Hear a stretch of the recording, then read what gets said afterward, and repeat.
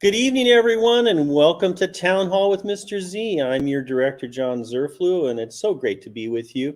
Apologies for delaying a week. We wanted to see how things went over the weekend, and we're all pretty happy here with this short week, but with lots of things going on. I'm coming to you live tonight from the Annex Gym building so that I can potentially, at the end of our time here tonight, take you on a quick walkabout through our IB Art Show, which is underway as we speak. So we'll hope to get to that as quickly as we can. We just want to give general updates to the community tonight and talk a little bit about our Ukraine efforts and then answer your questions. You can shoot your questions out to me through the comment channel on either the YouTube or on the Facebook live stream. Please just drop in your comments there, and I'll be monitoring those and trying to answer those in context throughout the evening tonight. There's some instructions on Facebook in the parent feed if you want to take a look at those. And then on YouTube, as I said, through the comment stream, you should have no trouble with that. We have some visitors joining us tonight, so I'll bring them in first. We want to talk first about Ukraine and all of our efforts that are going on frantically around the school. Let's welcome first Miss Mealy. Good evening. Lakita, how's it going?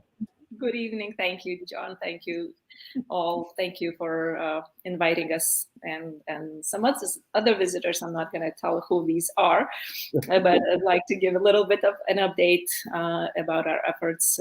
As some of you probably have noticed, we moved all our donations to the new distribution center that is on Lipova Street. And I would like to take an opportunity and thank so many people who are involved in this.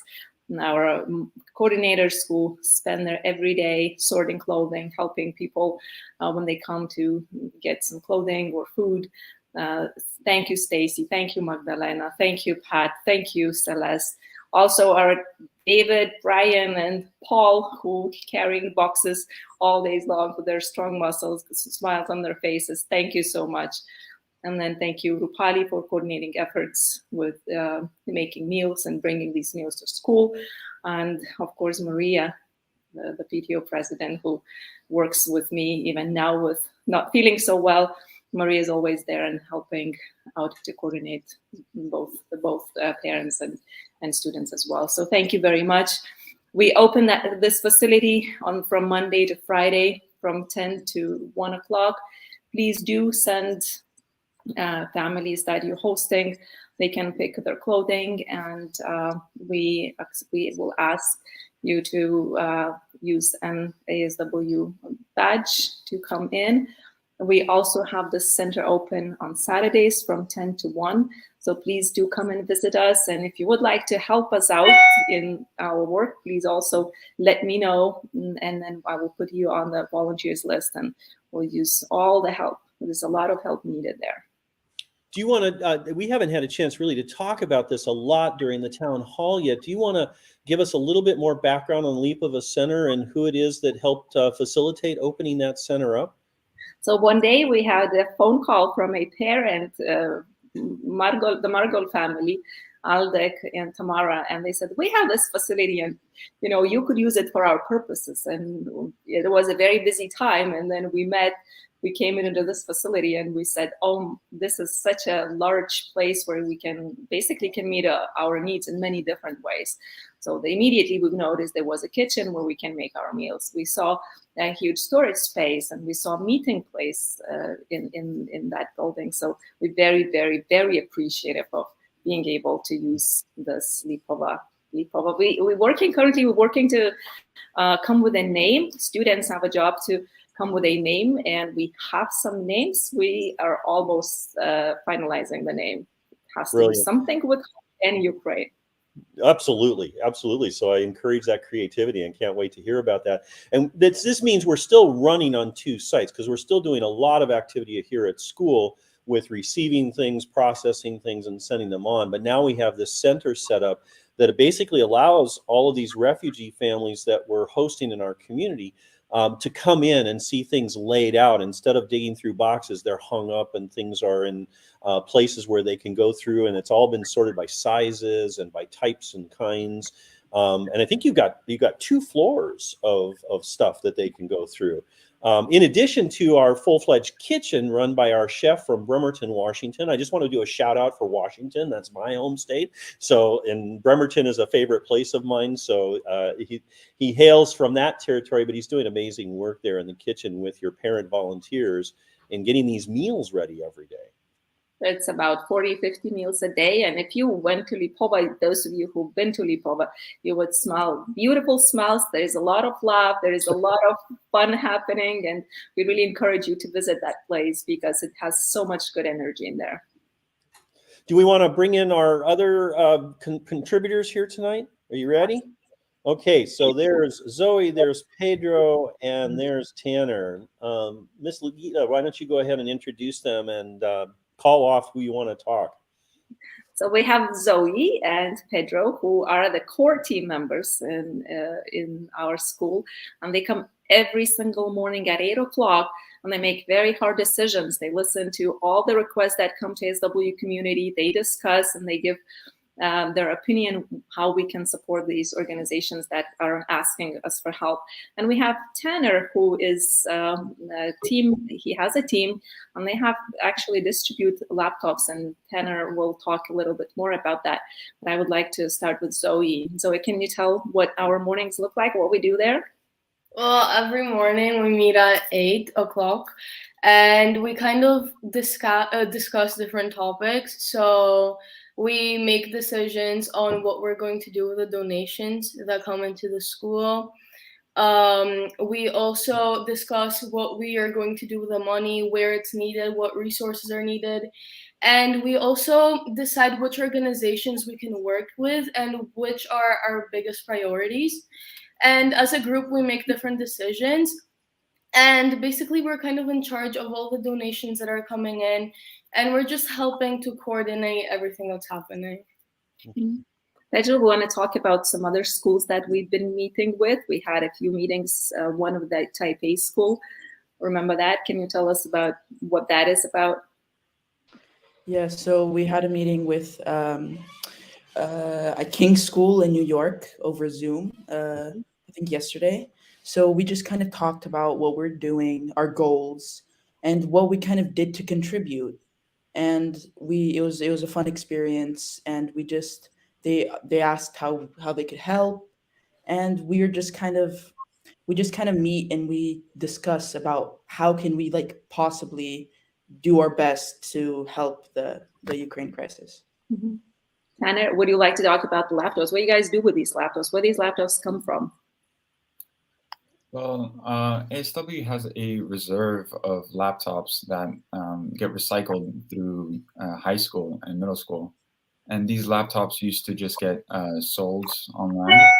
But as a group, we decided to repurpose them, try to get them somewhere more useful. For example, in the beginning of the year, we were planning on sending computers to refugees in Syria. And we were working hard, setting up meetings with partners from outside of ASW, trying to find some way to send computers over 1,000 kilometers away. But as time went on, so did our local area. Things changed, for example, the war in Ukraine. But after that, we decided to shift our focus for the time being to something more local. And so what that led to was us changing our initiative to try help out some local refugees in our area. So this led to us working as a group together, working with Ms. Lagita, and purchasing chargers and whatever necessary so then we can send them to people who are near us, who are more in need at the moment. Mm-hmm. And so that's our whole initiative. Basically, we're just working to find ways to send computers to people in need. It's a wonderful initiative, and even when we were heading to Syria, it was just amazing what we were trying to achieve there and how thankful they were for that support. But it's also a representative of all of our efforts throughout the community that are woven through this whole project. A big chunk of this is about repurposing things, about figuring out how to take things we already have and turn them into benefits for those that we're trying to help. And that's going to be now aided by the donation cycle that has built a fund that we can now tap into for some of the larger and more significant things that we need to do. And particularly, I think now the attention is turning to food, that food has become a primary need. Does anybody want to talk about food purchasing and sending shipments of food to the different locations? Zoe, would you like to talk about that? Well, in the group, we kind of decide what we're going to do with the different food donations. And mostly we have talked with different organizations and different groups that kind of take them in, and they have a purpose, and they give them out to the border. But in general, we just make decisions on what we're going to do with the food that comes, because it's one of the most important needs right now. And we've also talked with Mr. Rodriguez, and we were and now he's in the group as well. So we're just talking with him and deciding on what we're doing with the food and what our biggest priorities are. So yeah. Right now, the biggest need is actually food. And a lot of small organizations in Warsaw and also outside Warsaw, they stopped getting donations from the government. So what we hear is the government sometimes provides small bottles of water, but they don't have food. So what we do, we buy bulk donations. And today we had a large vehicle going to the border. Actually, a lot of food was sent today. And I know we're quantifying that and getting that pulled together. And it probably is a good moment to say a little cheer, because what we've got on the website literally today is that we've hit that $100,000 threshold. And interestingly, the donation that seems to have been the last one to kind of tip us over that balance is the Londonderry School that we just met with the other day. That also shared a video of appreciation and support for us, and they submitted their donation. And I know we were videoing thank you messages to them today for their efforts. And we've had multiple meetings like this with various schools around the world who want to help. I think our most significant donor to date is the Taipei American School. So a big shout out to them as well.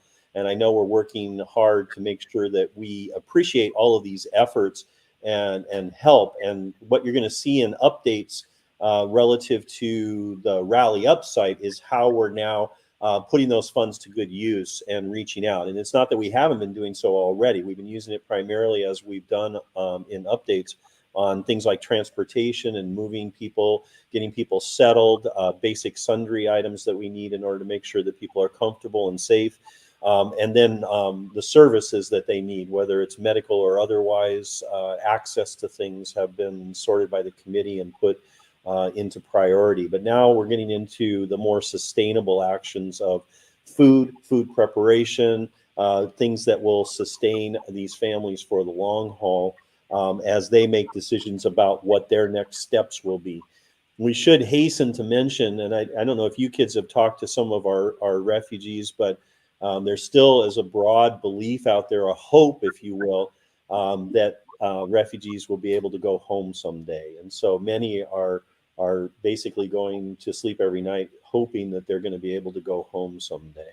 And we're trying to support them in all of their dreams and desires, whether it's home or to family members in other parts of Europe, or immigration pathways in some cases, or settling here in Poland.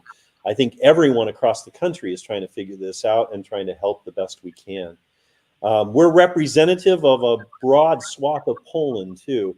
The Polish people have done similar to us and have taken refugees into their homes and are caring for them in similar fashion. And we're all partnered together in this work to continue to support these refugees. So my end message to you kids and to Ms. Legita is thank you for everything that you're doing to rally our community around this cause.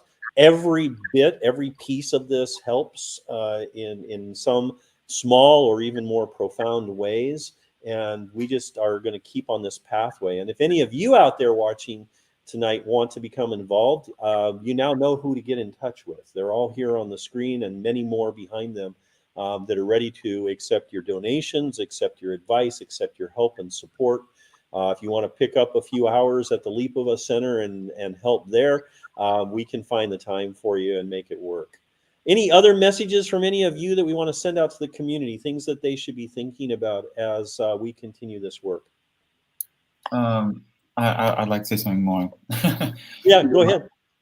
But you just said it, but our main, for my Help Refugees Club, our main goal right now is to expand and find more and more people that we can hand our computers to.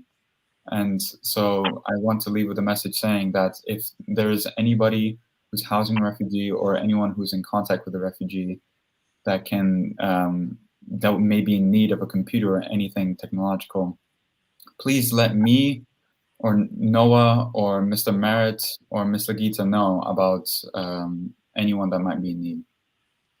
Yep. Right. And you can send that to director@aswarsaw.org, and I'll make sure it gets to Tanner's or Miss Mealy's hands so that we can make sure it gets to the right people. We're pushing messages to all the people who need to know on any of those kinds of efforts. But thank you, Tanner. That's perfect. Zoe, Pedro, any final messages on what we want people to stretch or reach out to or think about they can do? Yes, it's just if we ever need help, we'll make announcements. So just if you're ever in a position where you're able to help out with either donations or anything, we're always willing. You can drop them off at school if you have any donations you're willing to give off to the Ukrainian refugees. So just if there are opportunities, please help out. All right. Zoe, anything else? I don't think so. But everyone in the group is working very hard, and each one of us has a different role. So it's just like great working together for this great cause, and I'm just really happy to be in the group because we're working really hard. Yeah. So yeah. It's so great to see the collaboration and how many are stepping up.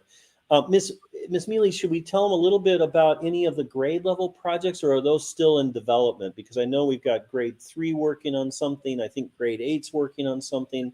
I think 10th graders are working on something. Other grade levels are also coming up with ideas. Is there anything we want to put on the table tonight for people to be looking forward to? We had the third graders that had a fundraising. They made different items and they were collecting food for our Ukrainian refugees. So thank you very much for third graders, and also 8th graders involved in so many different activities. I know that one group is preparing meals. They're making packages and they will distribute these meals, pre-prepared meals to the families. But they also work on creating leaflets. They are creating, some helpful materials, promotional materials for people in different languages as well. So they also come and help store donations, because we do have donations in school still. So thank you very much for that. But all different grade levels involved in this. I know that 6th graders are willing to do so as well. So it has many hands on board. From a Facebook user, light will always beat darkness, and this type of work is the light of humanity that will beat brutality. Thank you for all your efforts. I think that's wonderful praise for everything that you guys are doing.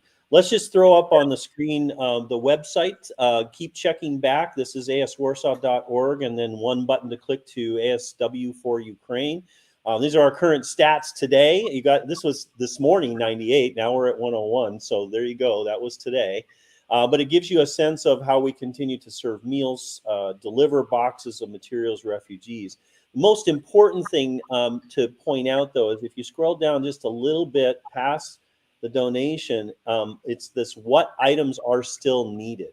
And if you click on that, we have a regularly updated page to show you what it is that we need on an ongoing basis. So please, click on that. Let me see if I can get this to actually close here. Hold on. Apologies.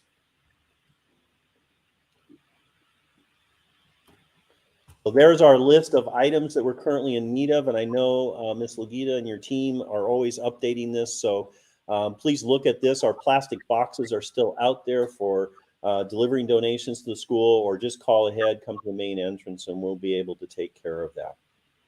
All right. Guys, thank you so much for coming in and sharing all this with us tonight. Really important to keep pushing this message out. The sustainable effort right now is about getting past the initial effort and keeping it going. And, with just over 9 weeks of school left, we've got to be thinking about summer and continuing to sustain this for the long haul. We know that this is not something that's going to be over in the short term. So thank you for all your efforts and for your commitment and for modeling so well for all your friends. Reminder from our PTO out there, please go to Instagram, ASW Service Learning, for the daily updates as well. And that includes things like the times at Lipova and any changes that might be afoot, and any call for volunteers that would be opportunities for you to become involved. Everyone, thank you so much. Have a great evening. Thank you for being with me. Thank you. Thank you. Thank you.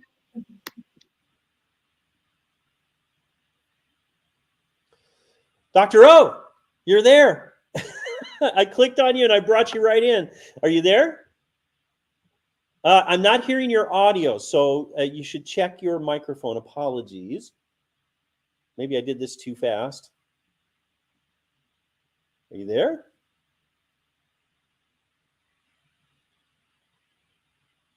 Still can't hear you. I apologize.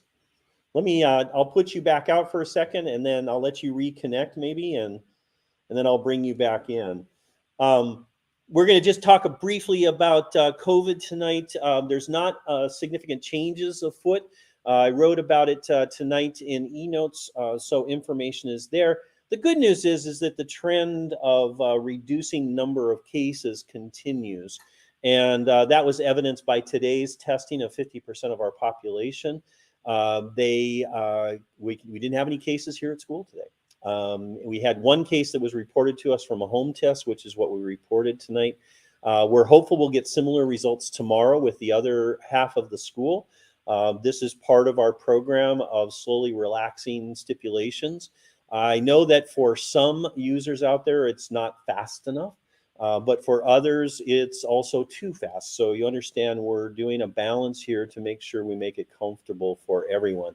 Again, I wrote about that a little bit tonight to try to help people understand that it's not just about the science, which we do follow. We're all well within the guidelines of what people are suggesting out there, but also cautious because of information coming from medical professionals who aren't as confident or are concerned about some numbers that they're seeing, resurgences in multiple places.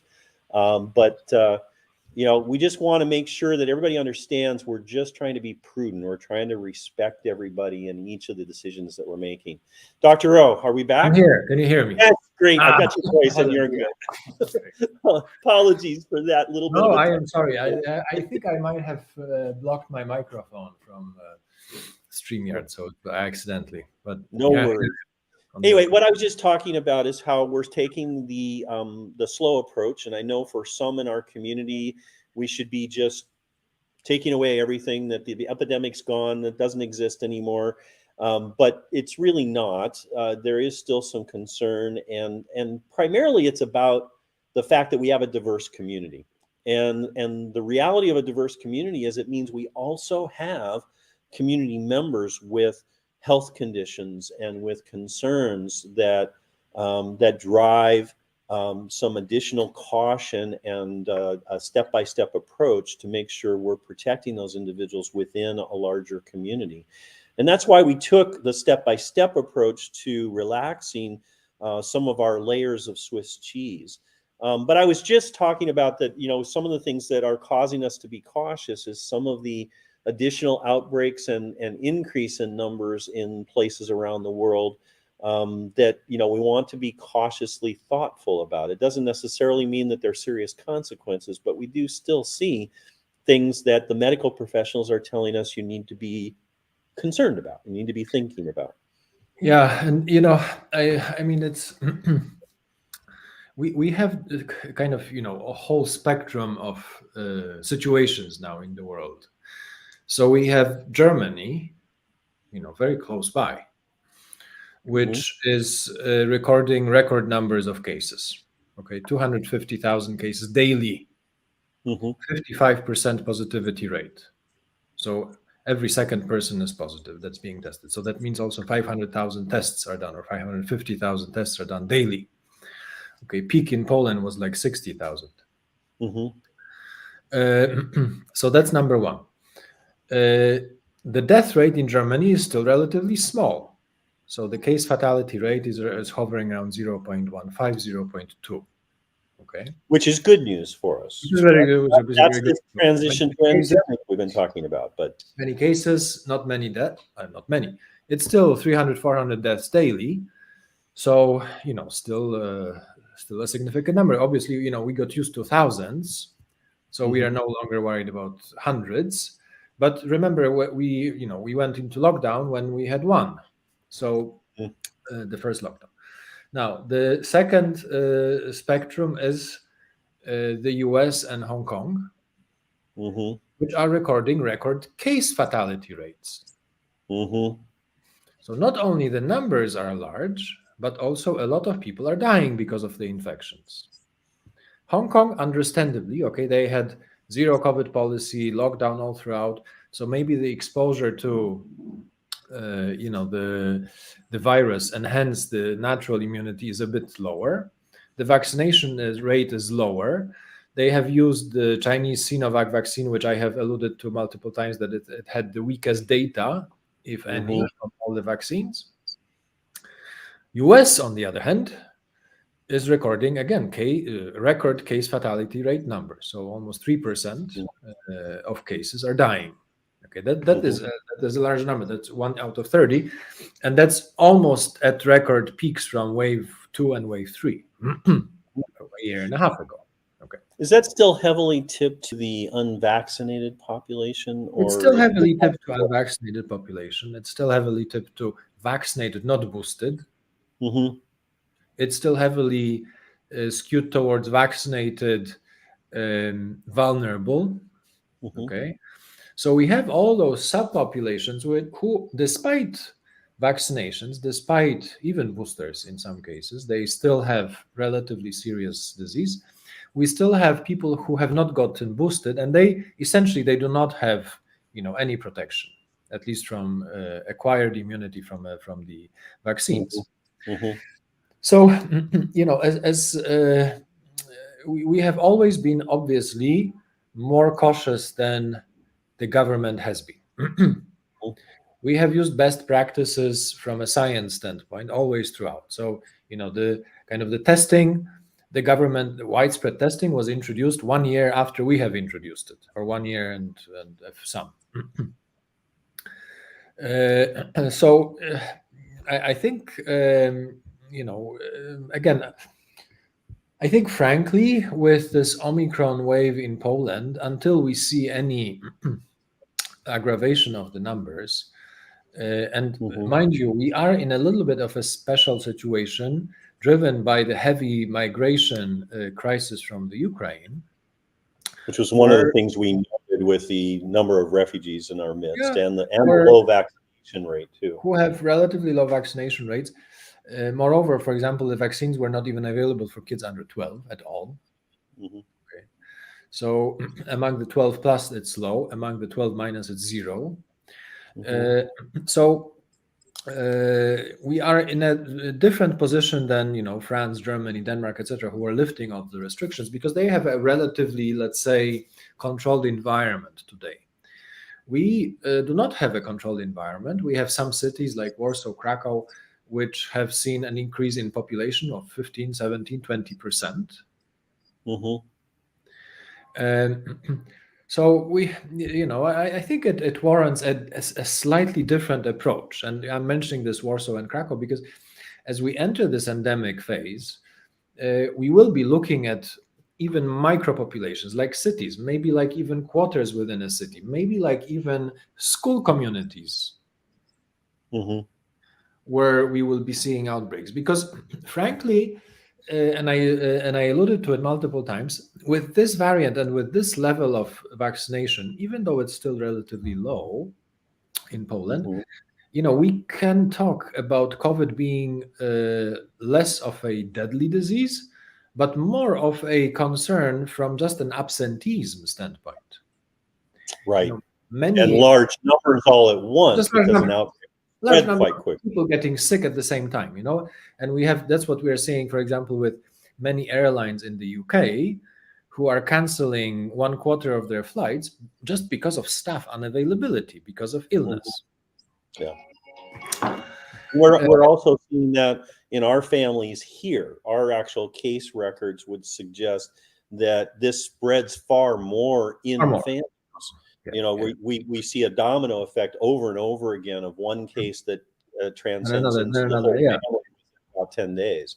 Many are reporting like about a 4-day cycle. You know, you get the first one, 4 days later, the next one, and then sometimes a couple more, which is different from cases we were seeing last year, Correct. where you know only a third of the family that was getting infected. Yes, very often, you know, with the beta variant, with the delta variant, we sometimes we even rarely saw family transmission, because we were detecting those cases so early at school that we knew that, okay, this person needs to be isolated, and then the isolation protocols were sufficient. Today the isolation protocols are not even sufficient anymore.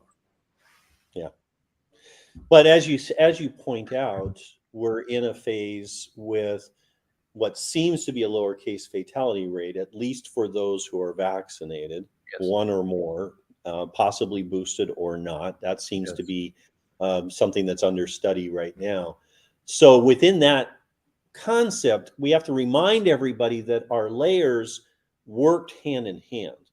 And each layer that we added a percentage of additional protection. That's correct. And it may be that in the current phase where we have communities where we're still testing, we're still being protected, and this was our rationale, is that we could release selected layers because they no longer had enough additive effect to balance out the other factors or the Correct. other layers that were already being employed. This is where the team working with Dr. O was able to say, okay, well, we can start doing intermittent release of masks through a mask optional program, see how the testing emerges from this. And if it validates that result, that it's not that additional factor of protection that we've been relying on to date, then we could start looking at releasing that layer more within the context of that knowledge. Again, science-based, we think that we can start releasing that, but we have learned through 2 years that the masks did have an additive factor of protection during the period. The question now with low incident rate is whether it gets us that much more protection or whether it's worth continuing within the context of lower community spread outside of our micro community. Yes, and we're seeing even within our micro community, because obviously the numbers for Poland at large are now not fully reported, if at all. So we should be looking at our own data, and the data looks very promising, obviously, you know, with kind of the case numbers becoming very, very low, certainly on a decreasing trend line. Yeah. The question that's come up here is about exclusion in that 4-day cycle that we're talking about, family members, and we are excluding, but then we're allowing the option of test to stay. And that has actually worked very well for us. The test to stay has caught cases and has reduced additional spread within the school community because we've been able to catch those. And I know that that's daunting because with mask removal outside, as we do the contact tracing, it means we are having a tendency to identify more close contacts, both in a family and out of a family, that we then have to put into a test to stay. Now, it depends upon timing, if it's on a weekend, particularly a long weekend, and we calculate and try to minimize the number of days of actual testing. But it is that daily test that is catching those additional infections and keeping it from moving more broadly in the community. Correct. And allowing those who are affected by being close contacts to still attend school for a few days or even longer, you know, because otherwise we would exclude them. And here they can actually attend school and be safe and make sure that everybody else is safe as well. And I haven't run the full statistic, but we're seeing a little more than half of our tests to stay, I think, go positive. And there's a good half that are not going positive because you know, their exposure was limited or their Antibodies were maybe at a higher level. Recent inoculation did seem to be a factor in some of these cases. But our advice in a family is you're going to have to do more rigorous isolation if you want to stem the tide of this coming through the whole family. Dr. O, any advice on that? I mean, that's what one of our users is asking within a family. What is the advice on isolation now? How has it changed since last year? Last year, we seemed to be able to do masks and separate room, and we seem to be able to stem the tide of this. Now it seems to be more catchy, if you want to call it that, more transmissible. So, I mean, it's still the same advice. So everybody should wear a mask at home, religiously, unfortunately. Mix as little as possible. So if this person needs to visit the kitchen, make sure that they visit the kitchen at a different time than you visit the kitchen, or the other household members visit the kitchen. Open the windows before and after, the person visits. And it works. And, I've had quite a few neighbors, family members having COVID cases at home and not spreading to others by adhering, again, more rigorously than not, to, again, mask wearing, no mixing, isolation, etc., etc. Yeah. And then the ventilation being a kind of key factor. Yeah. So it works. It still works. But, obviously it's difficult at home. It's only for a few days. That's the good news. Huh? So if you really want to be protected, and it works. Again, it's proven to work, and again, it has worked in quite a few families with Omicron. So with this, because it's kind of now, although we obviously don't sequence, so it's difficult to say. But I think Omicron now is probably the most prevalent, if not the prevalent strain. Yeah, exactly. For everyone's general heads up, and the final decision will be made next week and communicated in e-notes, we do not intend a full test to return from spring break. Again, based on the results we're seeing and based on the decreased community spread, we believe we'll just kick off our normal testing cycle upon return from the spring break. In the week that we return. And the other thing we should mention is there's a tremendously effective use of home testing going on. We are seeing many of our cases being identified by families at home with home tests. We applaud that. We encourage that. We will caution that home tests are less sensitive. We have seen evidence of that, and we knew that going in. But they're still sensitive enough that they're a wonderful tool at home for you to use and avoid additional exposure for your family as well as for others by assessing symptoms with a home test. So applause to all of you out there who are doing that and who are reporting to ASW Health when you have a positive test at home.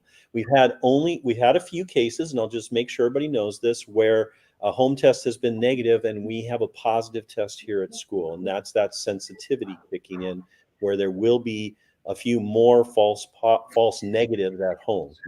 There's never a false positive, or very seldom, very small number. But the negatives are possible based on sensitivity. And but again, applauding the community for using home tests. And remember, a positive is always a positive. Okay, so we never see a positive home test and a negative school test. We may see a positive home test and a negative PCR test, especially the single gene PCR. We've seen. We've talked about that. The PCRs are now the first out there. If you want to have a negative PCR, go ahead, do it. But if you want to have a legitimate PCR, then don't do a single gene PCR. And to be clear, everybody should be looking for 3 gene. 3 gene PCR. And on the sensitivity side, a negative is not necessarily a negative. So the differences are, although in percentage it's not much, but if you think about it, our sensitivity is around 97%, and the home test sensitivity can be around 80%. Okay, so that's 17 percentage point difference. That means 17 out of 100 times they will have a false negative. Right. which 17 doesn't seem more. like a lot, but 17 it, more. So yeah, when you start applying it to numbers of people, you begin to see a lot. for the gap. Yeah. But that doesn't mean we're not Please do recommending. them because We again, are a test recommending will always be a positive. So if you are symptomatic, certainly do the home test. Yep. And then, yeah, as always, let us know if you ever have an issue with symptoms, and we'll schedule a methodology for getting you tested here at school. That's what our main entrance does each morning. And again, we catch cases there and keep them from making their way into the school. And as long as we continue to do that, our layers are working and working effectively for us. Dr. O, we got some time here now in the spring break, and then we'll be back again. And we want to start projecting to next couple of months, and certainly summer and fall. Anything that you're seeing on the horizon from some of this work that's being done out there, the studies and everything else, and what we might be thinking about as we look towards next year, barring another variant or some other kind of consequence coming down the path? Yeah, I would say, if the current variant continues to be the prevailing variant and we have no new variants, which is an unlikely scenario, unfortunately. But if it is the case, then I think, again, we can kind of assume that it is an endemic disease, and it's just another upper respiratory tract disease with no potential to paralyze the healthcare system, but with potential to have significant consequences to those who are vulnerable, to those who are unprotected, unvaccinated, etc., etc. Okay. So from a population standpoint, relatively safe. From an individual standpoint, depends. Now, we have seen, unfortunately, that the COVID mutates heavily, and with this Omicron variant, we have seen a just very significant mutation in 50 different places.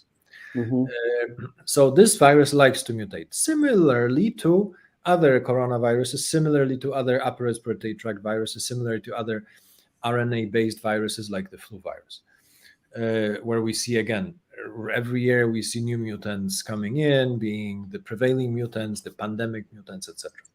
So again, my hypothesis is that perhaps it will be like the flu a little bit, where we will have a handful of variants of concern which may emerge during a given time period. And depending on various calculations, epidemiological studies, and understanding of the molecular mechanisms of the viral replication, we will be able to almost, maybe with a relatively good level of certainty, to predict which of those strains will be the ones. Right. And then based on this, the manufacturers will be able to manufacture customized vaccines, which is just how we're dealing with flu right now. Which is how we're dealing with flu. So I don't expect it will be much different than that, to be honest. And we already hear manufacturers talking about, flu and COVID vaccine, double strain COVID vaccine.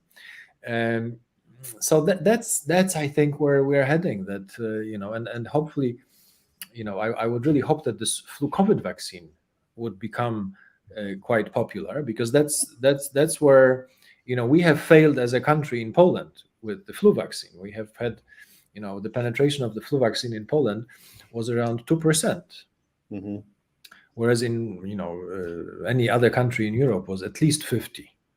Okay, and we've had seasons of flu where we had 5-6 million flu cases, reported flu cases, in a season. So between let's say October and April. Yeah.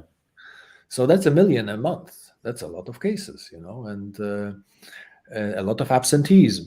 That's I think somebody calculated. Well, it's like 1 billion or even more zloty lost in productivity. So that's something that we will have to really be mindful of, really watch and see again where is this virus going, because it may go many different ways. The good news is we know how to react. Mm-hmm. We know how to protect the community. We can implement essentially all the measures almost from day to day. Yeah.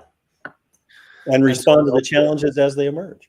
And certainly over a weekend. So again, we are ready. No matter what happens, we are ready. And if it's another coronavirus, if it's another upper respiratory tract virus, or another virus that just spreads easily with aerosol, we are ready. We are ready, and we will tackle the guy. A true epitome of being prepared to bounce back, as we like to talk about Absolutely. it here at ASW. Absolutely. Well, sir, thank you again for coming tonight. I'm seeing no Pleasure. other questions in the comments stream. I think we're on an even keel here. We'll continue our 2 weeks with the schedule that we've already published. We'll reflect on the results, and we'll make some announcements about after spring break when we have all of that data in our hands. Fantastic. All right. See you soon. See you. Bye. Bye-bye. All right, everyone. Well, before it gets too late here, I want to take a 5-minute. This is how we're going to go out tonight. So here I am with my design center hat with my handy cam in place, and we're going to go see a bit of the IB art show. So as I get mask in place, this is what I look like. I hope that's okay. Let's go see if we can see some art. And I know that there's students out there that are prepared to share with us, and I'm going to do my best to show that to you like this. Here we go.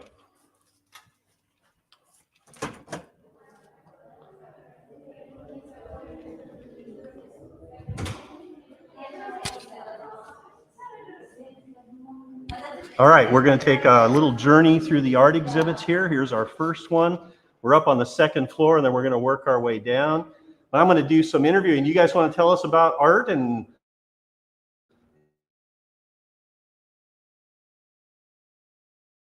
things that you're doing in the exhibits here? Who wants to start? Yeah, come on back here and go this way. Look here. This exhibition is about serenity, and I explored the idea of being in a moment and feeling like the happiness and the peace in the moment. Yeah. So tell us a little bit about the pieces up here as I try to scan them here. Well, these ones start realistically with things that like comfort food and just like noticing beauty in nature, and then they go more abstract into. These are memories and sceneries of my grandmother's house, and oh, beautiful! Yeah. And then we have more interpretations of just serenity itself with more fabrics. And so tell us more about the fabrics, though. This is beautiful over here. Tell us a little bit more about this piece. This one is a nightgown, so it symbolizes comfort, and then just the piece, the way it flows in the sheer fabric, it also represents. It just looks like weightless. Got it. Okay, so it gives that weightless quality. And there's this embroidery of the children's painting. It shows that we all hold this childhood in our hearts. Yeah. So it amazingly kind of frames it together and brings the whole piece together and makes it go beyond just a palette, right? Beautiful, wonderful inspiration. What about this piece here? This one's just about the texture itself. Mm-hmm. It's inspired by the duvet of the bed, and it, again, this comfort, and it's I like pieces that are to the touch, like you want to touch them. And It's an interesting transition from this to the fabric. There's kind of a connection between the two in some ways. Beautiful. Well, thank you. Thanks for joining us. All of our families watching from afar. Yeah, come on, take me to it. Okay, I'll follow you. We're going downstairs. Here we go.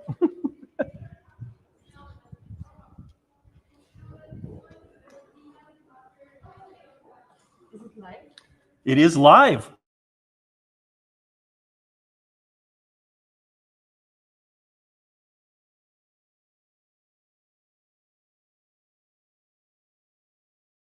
We're talking to families. How?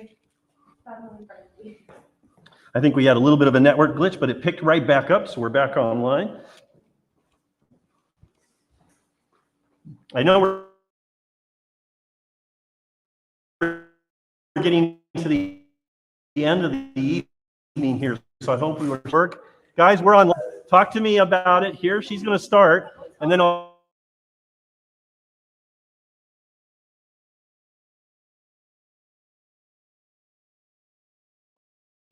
come back to you.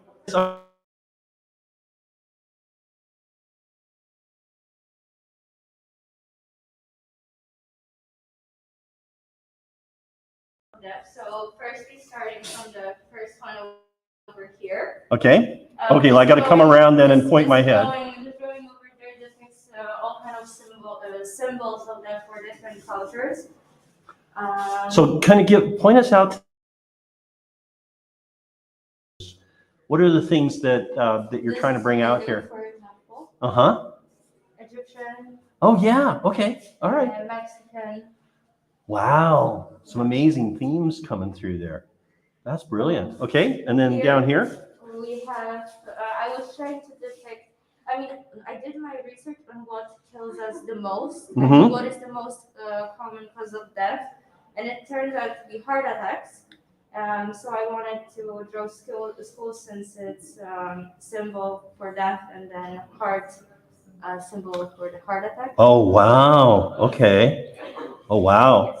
Here I was inspired by Mexican culture and I decided to create my own little altar Mm-hmm. to show that death Oh, I see. doesn't Okay. need to be very terrible and very, depressing.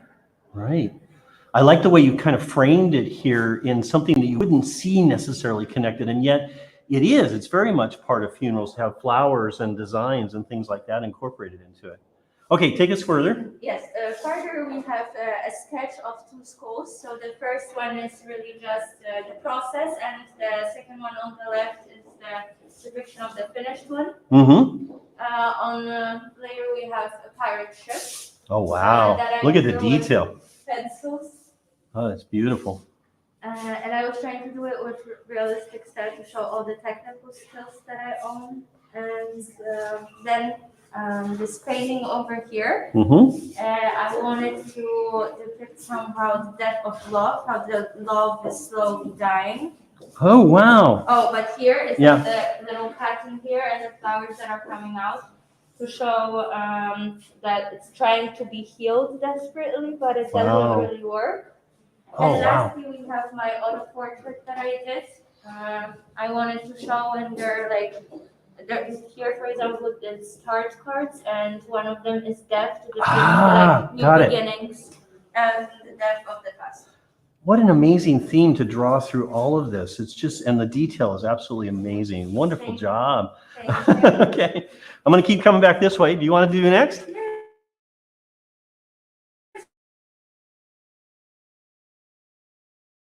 Okay. Talk to our families. This is my exhibit titled Unmasked. What would you like to know? Tell us about the themes that are running through it and how you came up with the ideas a little bit. Well, so the recurring theme and the theme that we're focusing on in this art exhibit is trauma. And the reason behind the title is that it is called Unmasked, is that it focuses upon the topic of trauma, and it works with various materials of very simple and small pieces, such as paper, fabric, thread, clay. Oh, I see. Okay. All right. Which are extremely fragile and need to be tended to, Mhm. cared for throughout the creation process. Just as trauma is something very, very vulnerable, Right. Okay. delicate. So the reason behind why it's called unmasked is because it takes something that's often hidden, Mm-hmm. which is trauma, and it's exposing it in a very fragile and delicate way. And that's the topic of my show. But it is. It's interesting. It's a juxtaposition of the things that we don't see on the surface, right? And then you're showing the way in which it's kind of encased in different kinds of textures that show the vulnerability, maybe also some of the pain associated with it. Is that what this piece is about? Is it kind of shows maybe how something could be a little bit harsher coming out of it, or? Yes, well, this piece is actually a political commentary. Got it. Okay, talk to us more. So this piece actually, I can hold it up. Yeah, please. It's a political commentary on the 2020 women's strikes upon the abortion law restrictions that came out. And let's take a look at it more. Wow, Beautiful piece. It actually has a raw sandy looking interior, Okay, let's see if I can point down there so they can see. which Wow. also has a great ambience to it. Normally, if you look at it, it resembles a vase. Yeah, However, which is also playing with its aesthetic meaning. yeah.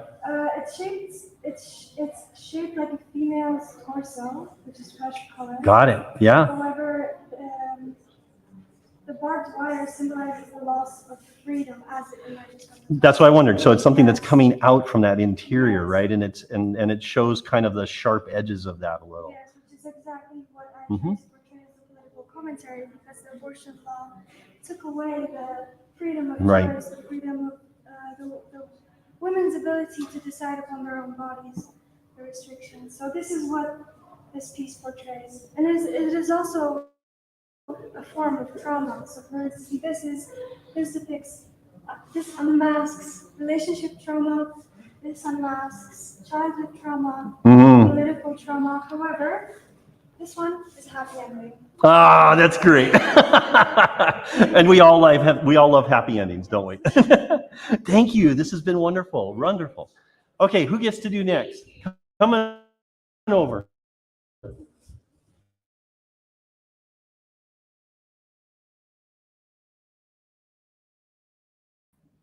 Now, go. Okay, so the title of my show is Make Something. I changed the root word to form in Polish or shape in Polish because in a majority of my pieces I played with distortion of form and how that can change meaning. So the first section of my show is the ceramic section. I did 2 ceramic pieces, one which distorts form and because of that transforms meaning, and the other one distorts function. So the mug, I was inspired by Dada and Surrealist pieces, especially Merritt Oppenheim, and I wanted to create a non-functional object that would normally be functional, which is a mug that you can not drink out of due to its shape. And then I created an abstract piece that was inspired by the Dada movement and by Jean-Hans art to represent the complexity of human relations. And some of the visual features help to convey that. So there's 2 entities, I guess. You can see the 2 parts. And they're bound together. In the center of the pole in the middle represents sort of the losses we can feel in relationships. Oh, yeah. And how they can be emotionally draining.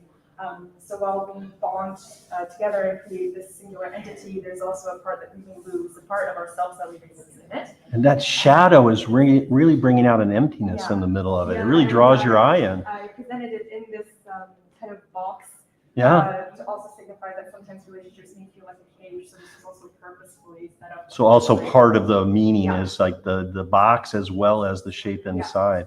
But I just have to comment on that shadow in the middle is just really dark, right? The white. Yeah.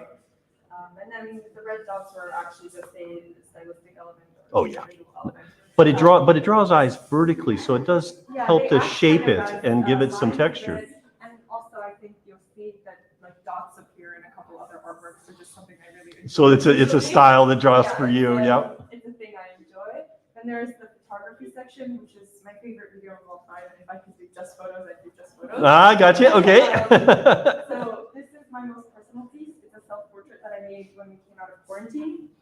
And it was one of a series of self-portraits that I made in mixed media.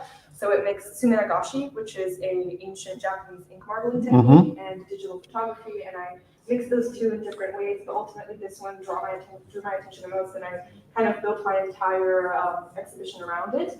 And I wanted to bring attention to it, which is why I surrounded it by black and white pieces to kind of make it contrast to other pieces. Wow. And the black and white ones are all, this one's digital and these are analog. And I also wanted to show the versatility of the medium of photography and how we can distort subject and meaning through photography.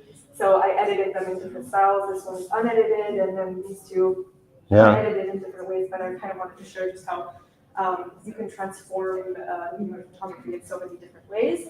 And finally, there's the, I guess you could say, 2D section. These 2 pieces work in conjunction, so they represent the same subject matter, but to different levels of abstraction and in different mediums. Right. This is a painting inspired by Helen Frankenthaler and her very organic and intuitive painting.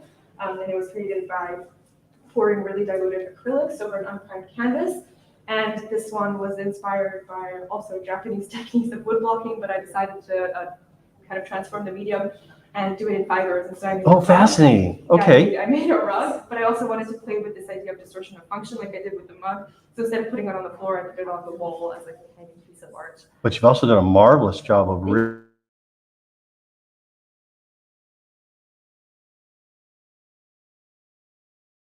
teasing out the textures. Oh, beautiful.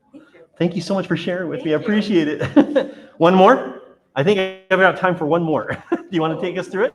Is this yours here? Okay, walk us through it. Tell us all about it. Okay, so my is called solitary.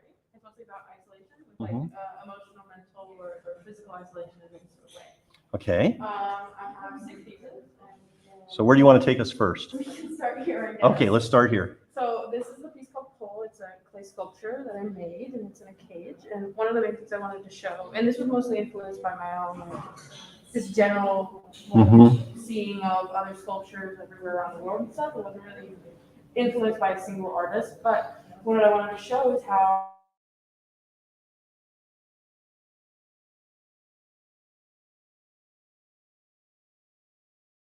or just like body image and things like that, they can be pulled in different ways that sort of isolates them in their own cage. And Got it. they start to crack and morph under the pressure, and they're sort of kept from being able to leave. But also suspended there. So I find the suspending interesting and the kind of attachment to the cage. It's like they don't have their own freedom. They have the strength to put their feet on the ground. They have the strength to push against the cage, but because they're only connected to the cage, it's part of their existence. It's all Yeah. they can just be. Wow. So that's cool. Beautiful. Thank you.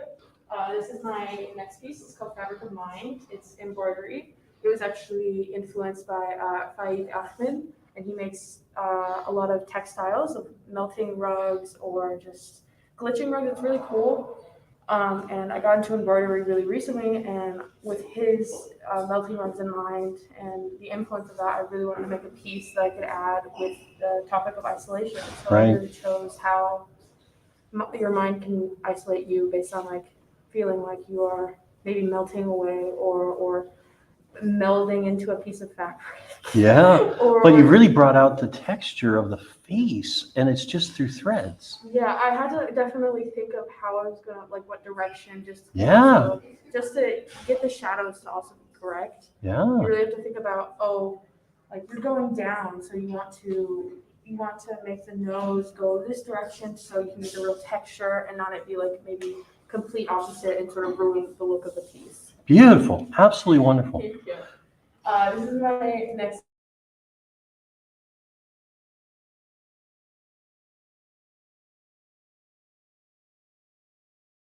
These are 2 from school, and it was called breakfast, lunch, and dinner. They're water mixable oil paints, and what I wanted to show you is sort of the isolation that school can cause. How you're sort of, when you're in school, it doesn't end when you leave. You're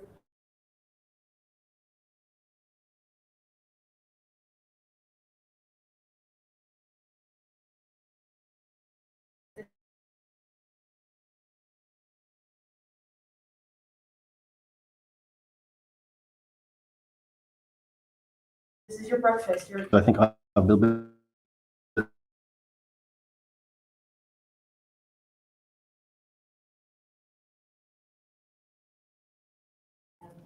It's made out of only paper and cardstock and some plastic wrap. But what I wanted to show is sort of this room.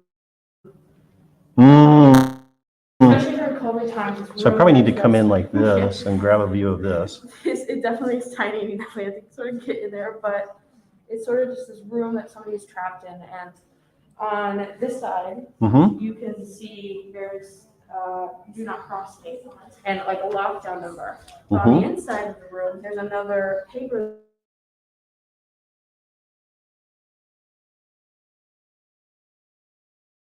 or leave. I'm starting to get used to this, this captivity and this isolation of quarantine. I'm starting to be maybe I like this more now.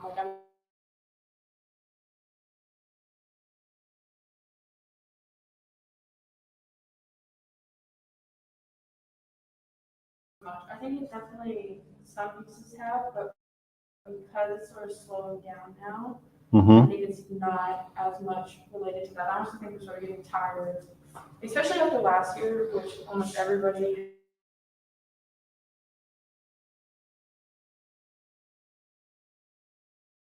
Which in its own way probably inspired a bit.